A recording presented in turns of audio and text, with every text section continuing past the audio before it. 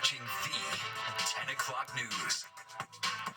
Well, now the latest on congestion pricing in New Jersey's efforts to pump the brakes on the plan. Oral arguments getting underway at a Newark courtroom today. It's all part of a lawsuit asking the MTA to conduct additional studies on how the plan will affect drivers in the Garden State. Fox 8's Antoine Lewis has more. Lawyers for New Jersey say the FHA did not do a thorough impact study on the full environmental effects of congestion pricing when it gave the MTA the green light. They were in court Wednesday asking for one. Federal law requires that there be mitigation measures specified before a federal agency approves a project of this magnitude.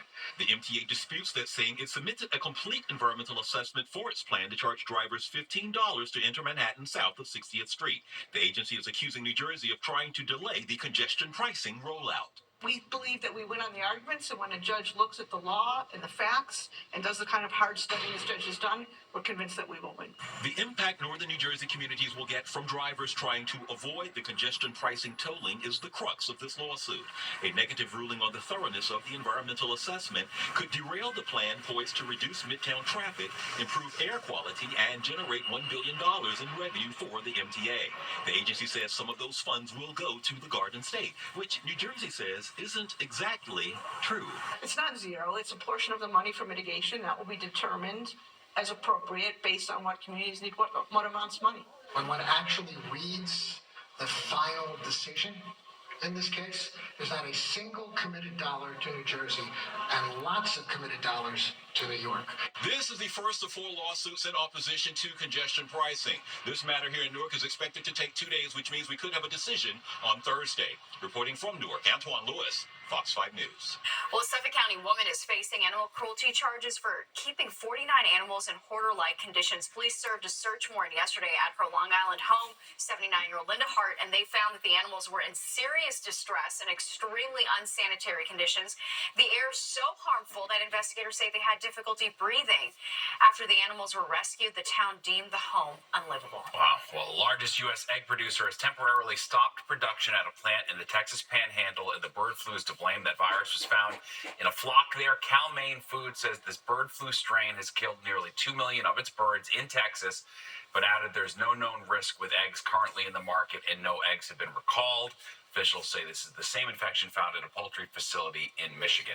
The rarely enforced law that makes adultery a crime in New York could soon be taken off of the books. The state Senate almost unanimously passed a bill today that would repeal the 1907 law.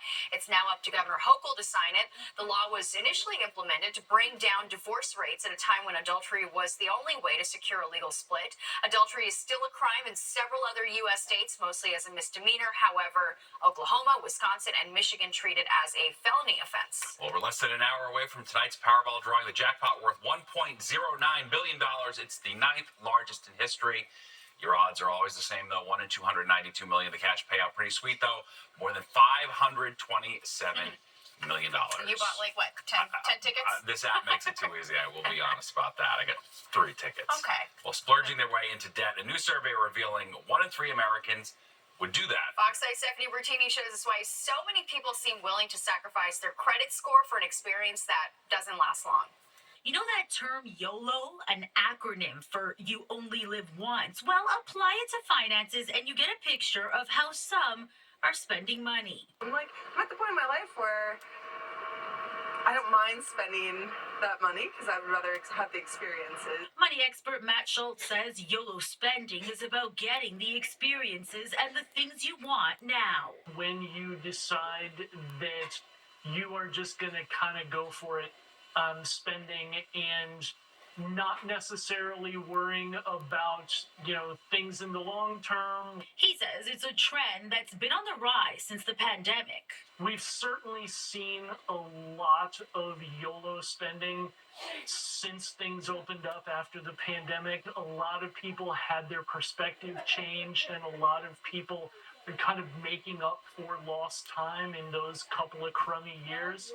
Personally, no, but I do think I see that in a lot more of other people. Yeah. You've observed it. Yeah. And with COVID, everyone's sort of like you're gonna die anyway, or you never know what could happen tomorrow. According to a new survey by Bankrate, 44% of U.S. adults expect to spend more money on a fun purchase this year.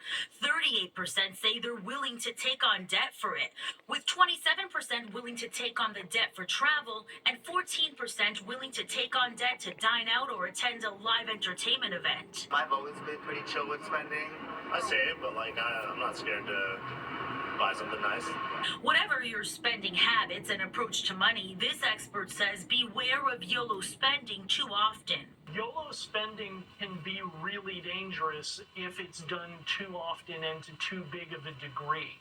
If you're thoughtful and you're planful about it, then it can be okay to go a little overboard every once in a while. Stephanie Bertini, Fox 5 News. YOLO, FOMO. I love the everything. YOLO it up. There you go. Marathon-sized outrage brewing tonight. That's right. After the MTA says it wants the New York Roadrunners to pay well into the six figures, to close down the Verrazano Bridge during the marathon. Plus, it's a